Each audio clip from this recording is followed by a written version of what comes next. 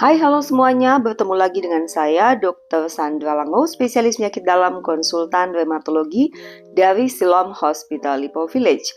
Teman-teman, hari ini saya akan membahas tentang pertanyaan apakah perbedaan rheumatoid arthritis, lupus, psoriatic arthritis, dan ankylosing spondylitis.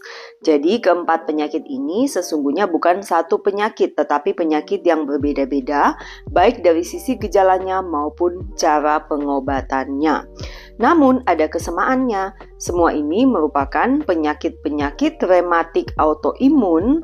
Jadi penyakit rematik yang tergolong autoimun dan pengobatannya sama-sama dilakukan oleh dokter spesialis penyakit dalam konsultan rheumatologi.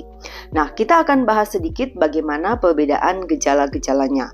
Yang pertama, lupus. Lupus penyakit rematik autoimun sistemik, jadi dia bisa mengenai semua organ di tubuh kita. Gejala utama, sakit sendi berkepanjangan, rambut rontok berulang, sariawan berulang, bercak kulit, dan juga demam-demam yang tidak jelas sebabnya.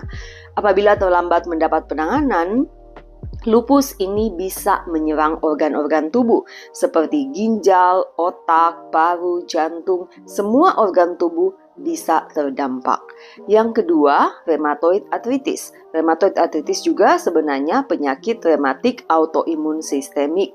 Gejala utamanya adalah sakit pada persendian, terutama sendi kecil. Jadi kalau teman-teman merasakan sakit pada tangan, pada jari-jari tangan di pagi hari, yang akan memburuk pada saat kita bangun tidur dan membaik saat beraktivitas fisik, nah teman-teman harus curiga nih, jangan-jangan saya menyandang rheumatoid arthritis. Segera ke dokter rheumatologi terdekat, dapatkan diagnosis dan penanganan yang tepat sebelum terjadi cacat sendi. Karena kalau terlambat nih, misalnya setelah berbulan-bulan baru ketahuan dan hanya minum obat penghilang nyeri biasa, nah nanti datang ke dokter rheumatologi sudah terjadi bengkok sendi. Nah, memang rheumatoid arthritis ini tidak hanya menyerang tangan saja, tapi jika berkelanjutan bisa juga menyerang sendi lain seperti lutut, siku, bahu, pergelangan kaki, semua sendi bisa terkena.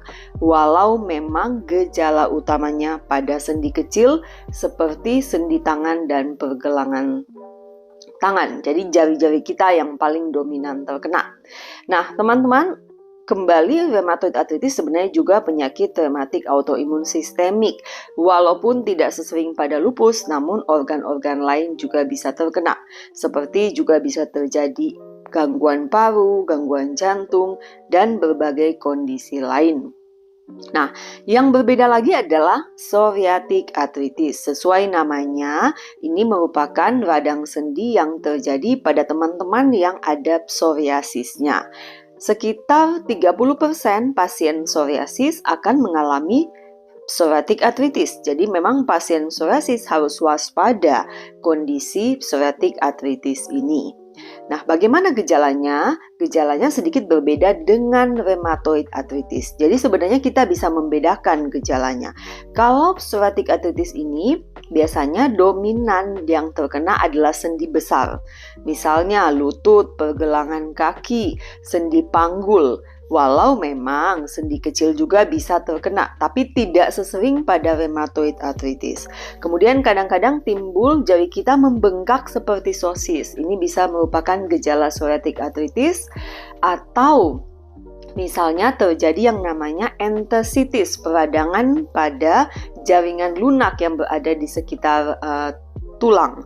Nah, ini yang disebut dengan enthesitis. Nah, enthesitis ini contohnya adalah fasciitis plantaris. Pas menginjak kaki pagi-pagi sakit banget, dan kalau itu terjadi pada seorang psoriasis, hati-hati, jangan-jangan ini tanda artritis psoriatik.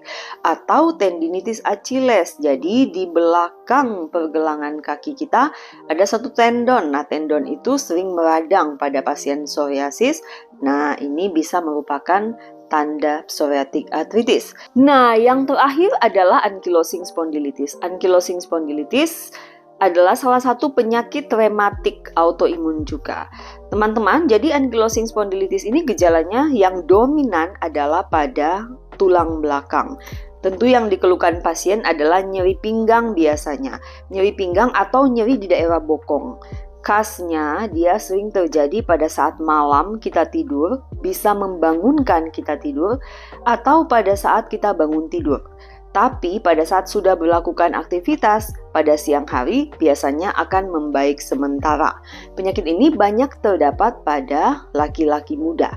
Jadi kalau Anda seorang laki-laki muda di bawah 40 tahun mengalami nyeri pinggang berkepanjangan, apalagi kalau disertai dengan gejala seperti nyeri pada lutut, nyeri pada pergelangan kaki, jari bengkak seperti sosis, dan juga enthesitis yang sudah saya jelaskan sebelumnya, karena gejalanya agak mirip dengan psoriatic arthritis. Nah, teman-teman harus waspada, jangan-jangan ini adalah suatu ankylosing spondylitis. Segera ke dokter rheumatologi terdekat, dapatkan diagnosis dan penanganan yang optimal sebelum terjadi cacat sendi. Karena sering banget saya menemukan pasien-pasien ankylosing dalam kondisi yang sudah lanjut karena keterlambatan berobat. Sebagian besar karena dia menyepelekan keluhan nyeri pinggang. Padahal itu adalah tanda ankylosing spondylitis.